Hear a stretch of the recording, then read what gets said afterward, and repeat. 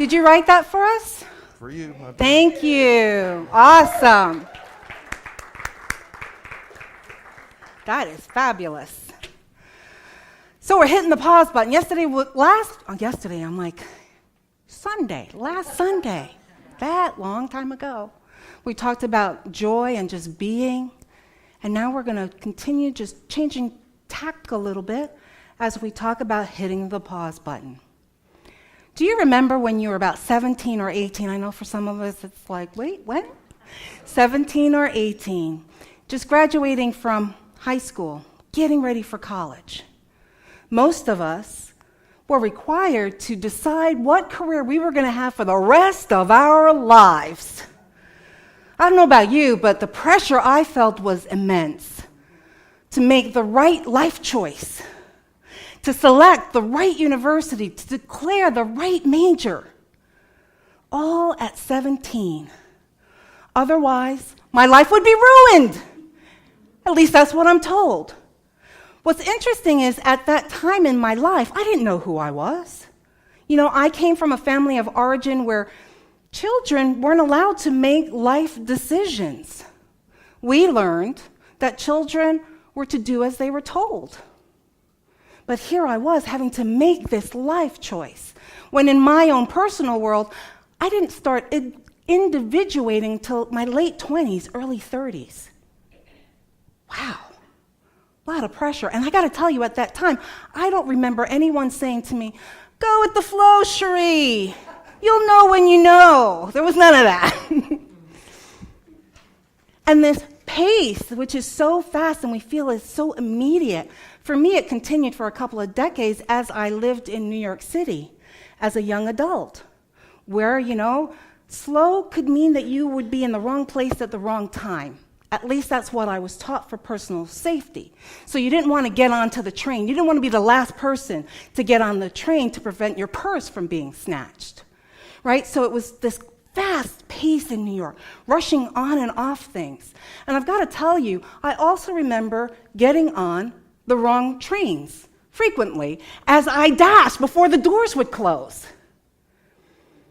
This pace we can even see today as people are driving here in Lawrence, Kansas area, driving wildly, getting on and off exits at like the last minute, causing near misses, accidents, mayhem. Why? Because we're told faster is better. Faster is better. So we live lives at a really fast pace. And with that fast pace means that we're always plugged in. Plugged into Facebook, plugged into text messages, Twitter, tweeting,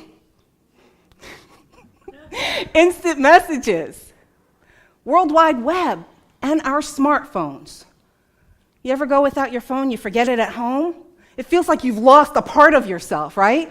And if you talk to any 13-year-old girl, oh my God, it's the end of the world if they don't have their phone. Right, Rebecca? So, we are at that place where there's this expectation almost that we respond with such immediacy. I have to tell you, I've had friends who have really been annoyed with me because I don't respond to text messages or instant messages right away.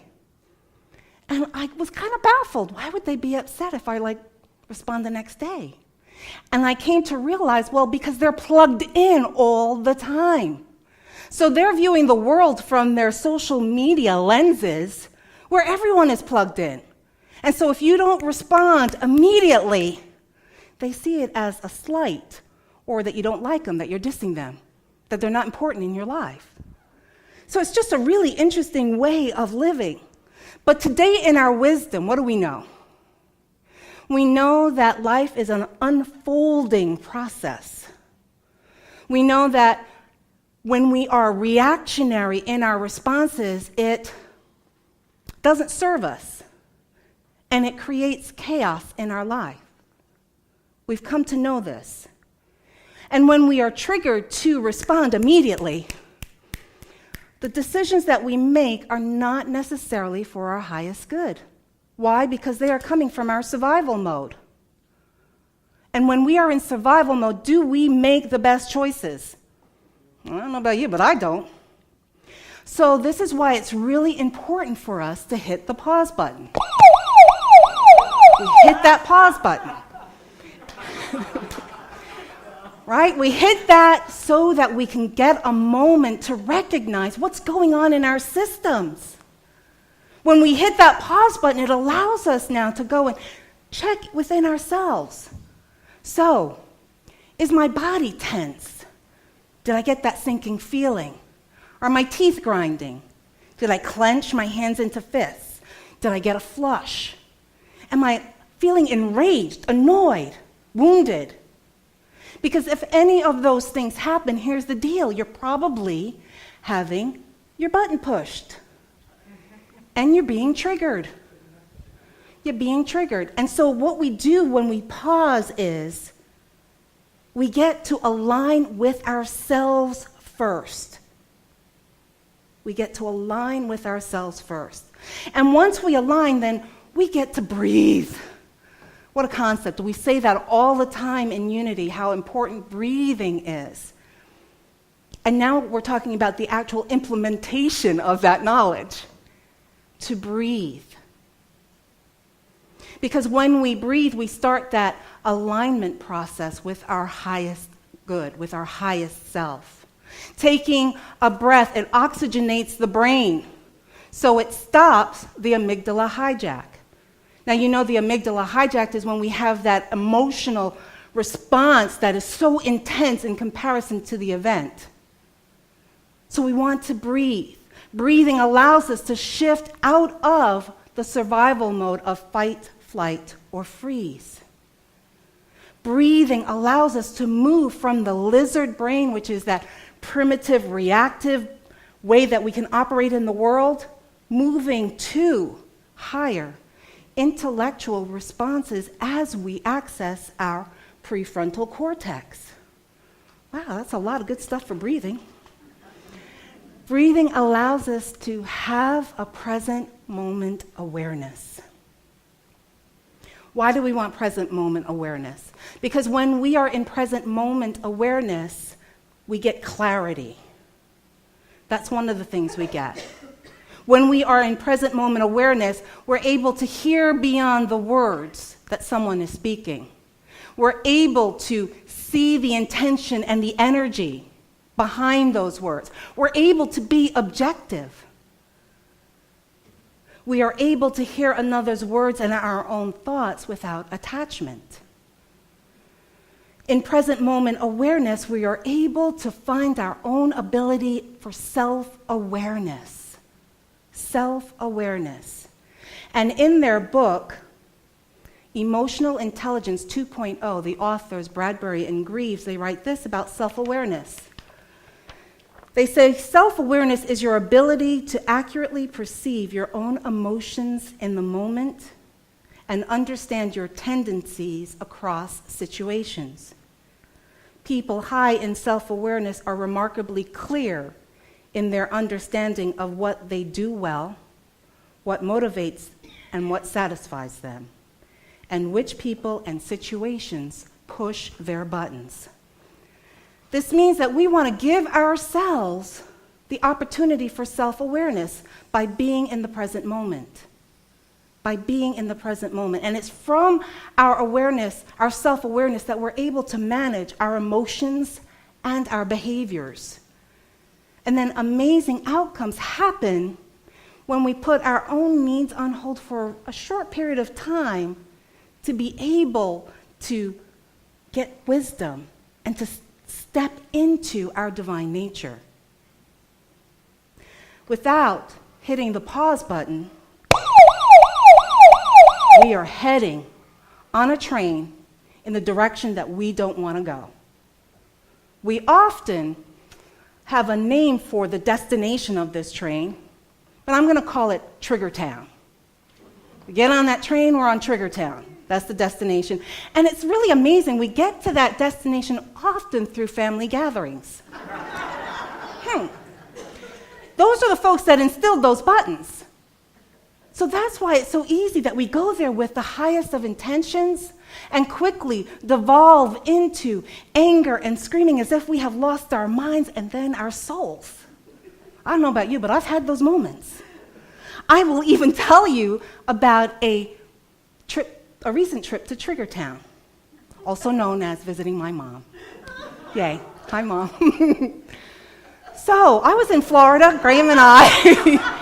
We were in Florida in December, visiting Mom. And we're talking, and my mom says, "Oh, I think next week I'm going to have knee replacement surgery." What? We had been talking about this for months, the possibilities of this replacement surgery, and my mom was like, "No, I don't want to have the surgery." So imagine my surprise when I'm sitting there and she goes, "Yeah, I think I'm going to do it next week."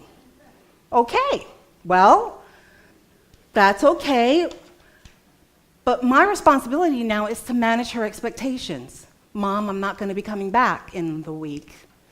One, because of timing, one, because of flight costs, and the most important one is that I was preparing for my fourth and final licensing and ordination interviews, which would allow me to become a reverend after 3 years of intense study.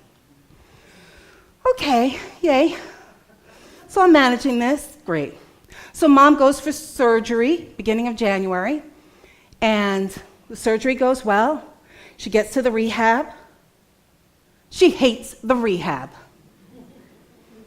So, I'm doing the calls, and it's like, you can tell it's just, it's accelerating, right? It's getting more and more and more. And I can tell she's expecting that I'm going to come there to her aid. And, my job is to manage those expectations. I'm not going to be able to come. This is not the time that I can come. Her brother is there, my uncle. Have him advocate for you. That's quite possible. So my mom now gets so agitated, she sends herself into such a panic and fear-based, full-blown anxiety, that she creates this nice drama that lands her back in the hospital. Okay, so now she's back in the hospital. I'm like, okay. And I'm, on the phone. And then now, Mom starts saying that she doesn't remember who anyone is. I'm like, oh, are you kidding me? And that people are trying to kill her. And when family members call, she's screaming at them and hanging up the phone. So now I'm trying to advocate with the hospital over the phone. Little glitches, my mom puts my grandmother as the only person who can get medical information, and my grandmother died a year ago. So I'm like, okay, well, this is good. Not really, but okay.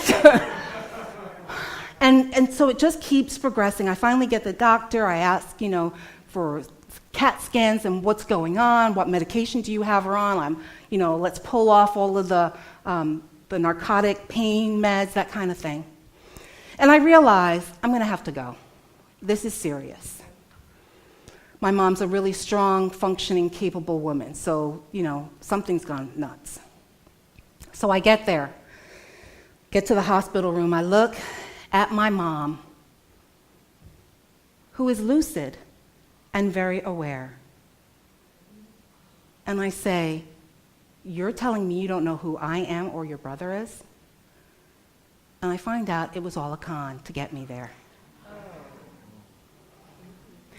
So I just quickly walked out of the room, pressed the pause button, and I breathe. And I talked to my uncle, and I explained that one of the things that my mom said is that she was trying to teach him a lesson. My uncle, completely unfazed by this, because now I have to deal with the drama. I have to deal with the situation. He's off the hook. He's a happy camper. And then he proceeds to tell me what my role is as a good daughter. I walk away. I hit the pause button, and I breathe. I couldn't believe that my mom pulled something like this when she knew how important this next licensing and ordination process was for me. This was the last hurdle that I had that they could stop me from becoming a reverend. How could she do this? What's interesting is it's only from our present moment awareness that we can witness someone's divinity. Did you hear me? It is only from our present moment awareness that we can witness someone's divinity. And then once we're able to witness another's divinity, we are then able to ask questions of what is driving this person to say and do the things that they are saying and doing. Once we determine what is going on there, we can then have compassion. We can then respond from our Christed selves. So in my trip to Trigger Town with Mom, I'll let you know it took me a long while to process that, to really come into that present moment awareness. And when I got there, I was then able to see that this woman who is so controlling in all of her environment suddenly had no control. She suddenly had no control, and it freaked her out. So badly that then she went into survival mode. When you're in survival mode, do you care about anybody else's needs? Nope. It's all about you and getting your needs met. And as she got so afraid and anxious, she just wanted those feelings to stop from happening. And whatever it took, she was going to do to get those feelings to stop.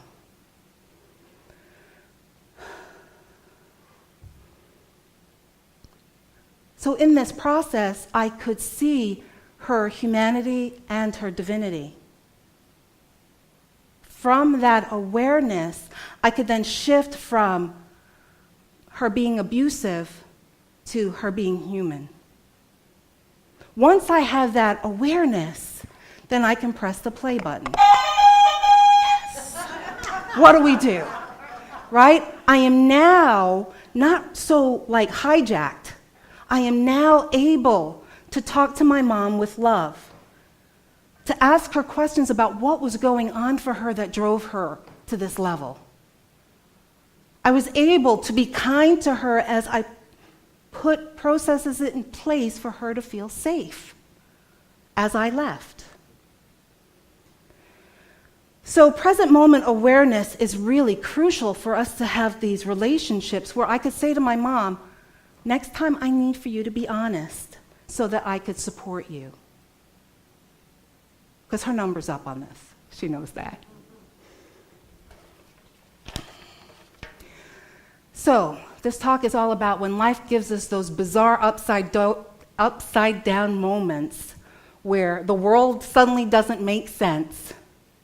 We have a technique. We can hit the pause button, right? And when we hit that pause button, we know that we need to STOP.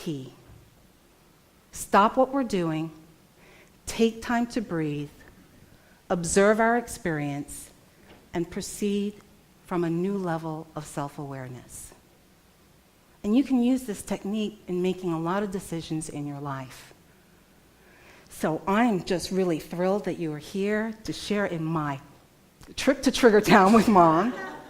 And Gary, would you?